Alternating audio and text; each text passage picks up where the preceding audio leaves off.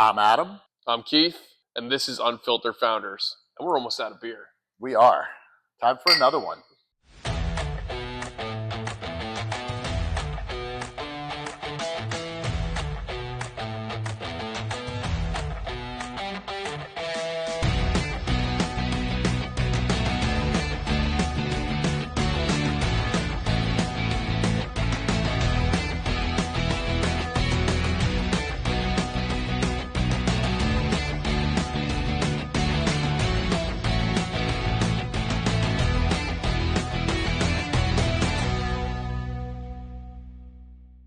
Welcome back to Unfiltered Founders. Today we're going to talk about how businesses are not cheap dates. There is no such thing as a cheap date in the world of business, for sure. Cheers. All right, so... Where'd you get a coaster? I grabbed one. Oh, I'm such a delinquent. All right, anyway, so businesses, I'm not cheap dates. This is definitely Keith. Yeah. Money and Keith, hand in hand. Sometimes good, sometimes bad. No, I think, we were talking and working through some of our discussions, and a theme that's popped up, whether it was in, some of the interviews that we've done or just in the times that we sat down, is the perception of I'm going to get rich quick, or I'm going to jump into business and it's just going to happen for me, right? And underestimating almost in every single scenario how much it costs to actually start a business. And then once you're in, even a very simple business. Even a very simple business. And then once you're in business, how much it costs to maintain that business and all those things, right? And so the perception of get rich quick and the perception of I can start this business on the cheap just doesn't really exist. Yeah. So let me give my story first. So I primarily write children's books. Mm-hmm. You would think this would be pretty simple, right? Like I have a computer and I have some software on my computer, right? So I'm basically paying for those couple of things. But there's affiliations, there's, if you sell a book, there's swag, then there's school visits, getting yourself to them, getting back from them, there's going to bookstores, there's, you get a letter from somebody, like, kids in a school read a book. Hey, Mr. Larab, how love the book? Well, you need to send something back to them. None of that stuff is free. And none of that stuff was stuff that I thought about when I said, ooh, I'll be a writer, because I thought I was going to sit down with the computer, write a book, and then get some money. And it just, those unforeseen things materialize out of nowhere. Yeah, they add up, right? Yeah. They add up. And I tend to run in businesses that are either, have locations, right? So if it's an ice rink, we have a facility, and there's definitely nothing cheap in an ice rink. Or if it's the food service business, right? Same thing. There's costs that are associated with that. But I think what we're talking about here today, to your point, is the hidden costs, the costs that you don't think about. Some of them are obvious, but those hidden costs really add up. I think one of the biggest things that I've learned in all of them, insurance is a whoa type thing. Especially in the modern era, where you don't really think about it, but you have to be insured in every single business that you're in, and the insurance costs are tremendous, right? Tens of thousands of dollars in some cases, and people tend to not budget for that or not think about that. And so I think your story is really relevant, where you're an author, it's just you, right? There really should be no costs of goods sold or anything like that, but there are still these hidden costs that add up. Yeah, and I don't self-publish, so mm-hmm. That's not something that I'm paying for. And he brings up insurance. I don't have any insurance. Like, I'm an author. Mm-hmm. What do I need insurance for? Now I have to think about it. Yep. Okay, what happens if I'm online and I say something and it causes some kind of problem? Yeah. Right? There's insurance for that. Yep. Like, there's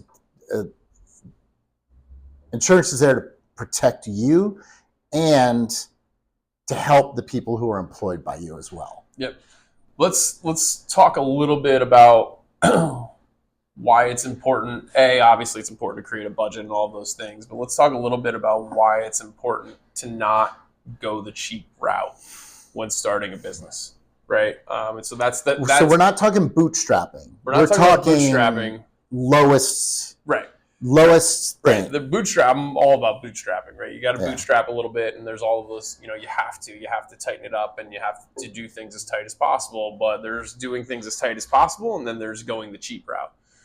What do you think, or how do you view that, right? Or the consequences, obvious and not obvious? Yeah. So I think constantly picking the most cost-effective thing over features and benefits creates a hole, right?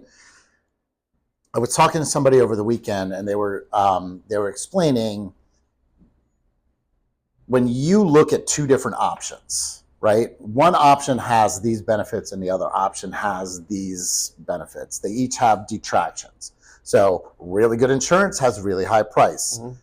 Minimal insurance has a low price. But is that going to be enough, right? So as an author, I could own a computer, okay? Computer's going to cost me, let's say, in the neighborhood of $1,000. I could own a tablet. It's going to cost me in the neighborhood of several $100s. If all I need to do is send emails and use a program like Word or Pages or Google Docs, do I need a computer? I don't need a computer, so I can bootstrap and tighten it in, right? But I already have a phone, and my phone can download those apps. Do I really want to be writing on my phone just to save that little bit? Like, what am I losing by that, other than the fact that I have to put my phone sideways and so that creates annoyances, but it can also create problems. Yeah, and I think, what you're actually being is, like, you got to be realistic.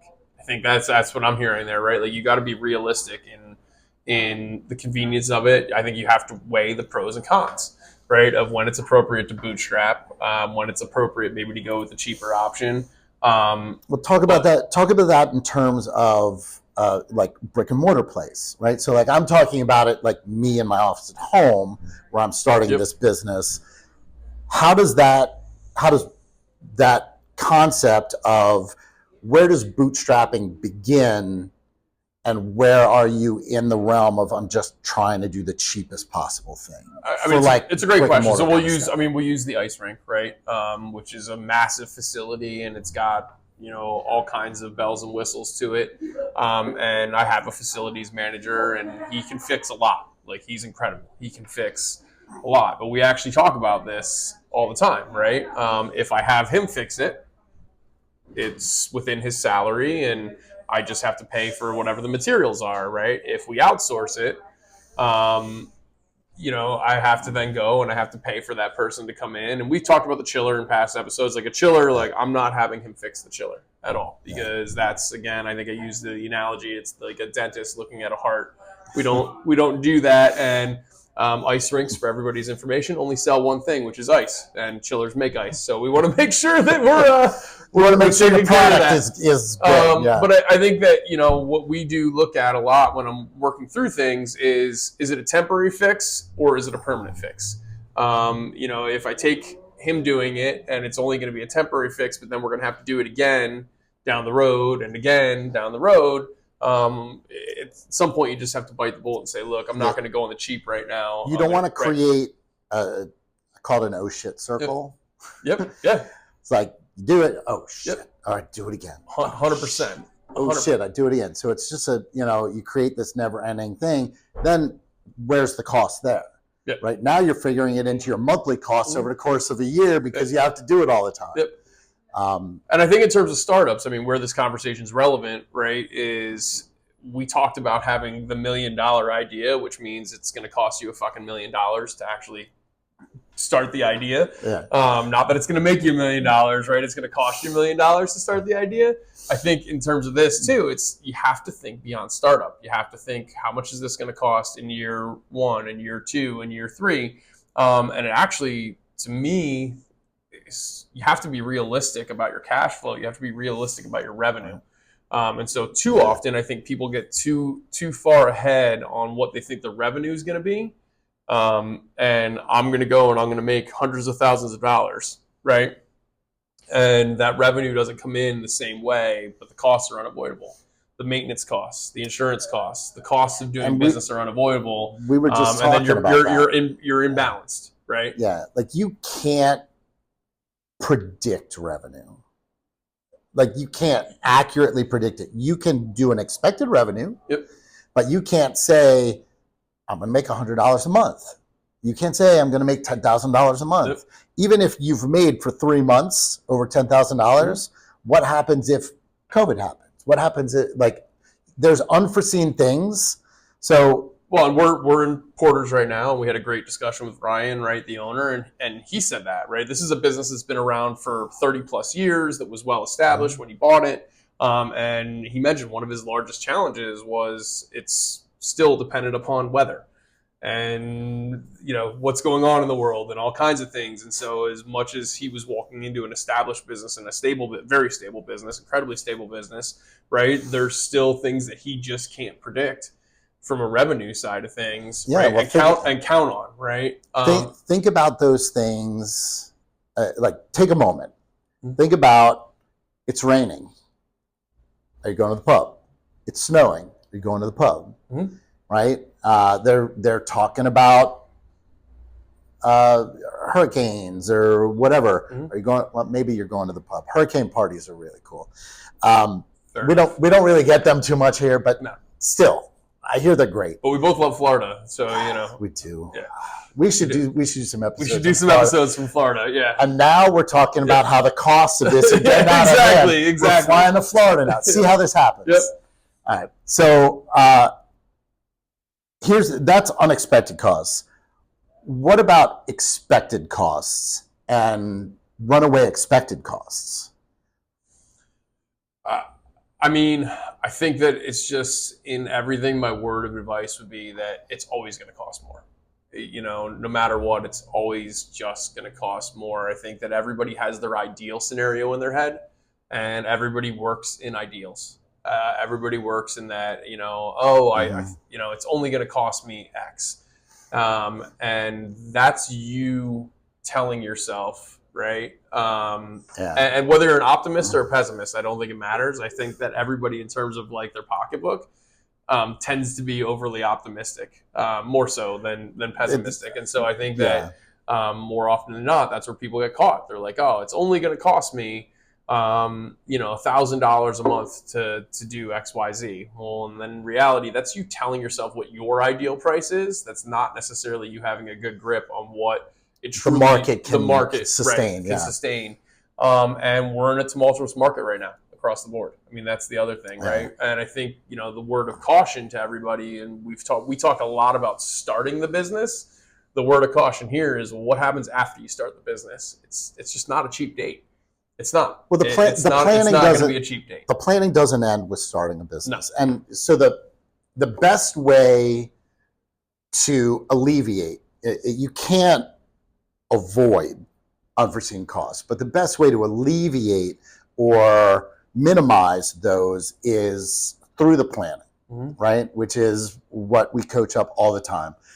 Have a good plan, expect that there's going to be unexpected things, and be flexible in how you respond to those things. But that doesn't go away we started a business. That planning needs to happen repetitively and continuously, and evaluation and all that as you go along. Correct. And I think that you count on revenue solving some of it, but I also then would say that you can't just count on revenue as being the fix. You have to know what you're getting yourself into, and you have to be prepared for that. And so if you're looking at starting a business and you have enough money in the bank to start it, but then your plan is, well, I start and now I'm going to count on revenue coming in the door as being my sustainability, that's a dangerous spot to be in, right? That's a dangerous spot to be in, because you're essentially going on a cash flow basis from day one.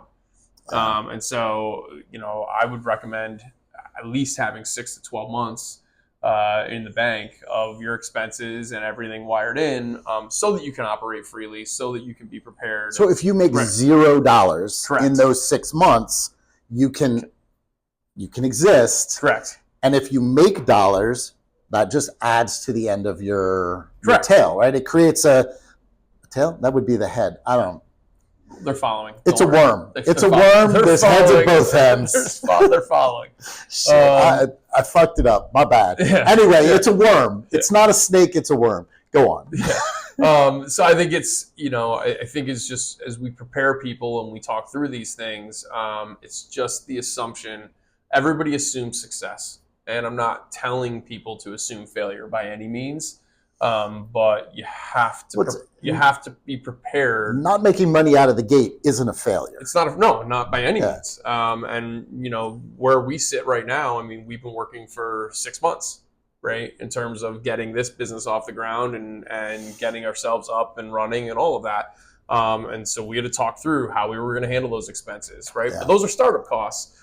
There's still going to be costs after this. And so we still have to sit there and we have to think about how is that money going to flow in and ultimately solve what we need, right? And there's, we're not operating out of a building and we don't have the brick and mortar, to your point, right? But we are going to have those insurance costs. We are going to have those things that most certainly the bills are going to start rolling in, and we have to be prepared for that as partners, right? And that's what everybody else has to go into it too. And where we sit right now, I mean, they're working right now. Like they're working and they're doing repairs here at Porter's and they're getting new equipment in and all those things, right? And they have to have a plan, right? Yep. So we are 30 minutes from lunchtime, and they're installing a new grill. Yep. Right. So we're gonna have some cold lunches, but I bet you we're gonna have some cold lunches. Yeah. Right. Yeah. So there's a plan for that. There's, and it might have happened last night. It might have happened on Friday, putting all that together. And then over a couple of days, they're working all of that out. And they're, scrambling to get stuff done while that grill is dying. But it's going to be a day or 2 days to install it and test it and get everything done. So what are you doing during that time? How are you filling those gaps? Yep. Yeah, right? 100%. So I think the overall lesson here that we wanted to get out to everybody, right, is just you can't make the assumption, right, that there's some sort of quick, cheap business and get nervous whenever somebody ever tells you it's you're going to make $10,000 a month. Well, I gotta question that. Right. And maybe you will, but not in month 1 or not in month 2 and not in month 3, right? And you just have to understand the costs that go into it. And the reward is tremendous, right? But, why do 75% of businesses fail in year 1? Right? It's financial. And that points to the fact that you can't do anything on the cheap. And when then, you're in it and you're weighing it, we talked about it. Bootstrap, that's a great comment, right? Bootstrapping versus cheap. There's a time to bootstrap it for sure, right? But there's also a time where you just have to bite the bullet and you have to pay the expense. You do. You do. And again, those businesses, when they're failing, it's that lack of foresight and planning and an understanding of the business or the customer, or like there are definite things that you can do to set yourself up for success. And that's what you'll find at the Hatching Ground community. There it is. And that's what we're trying to get through with all of these things that we're doing, these free things we're doing. It's putting yourself in a place to succeed. Doesn't mean you're gonna just succeed. It's work.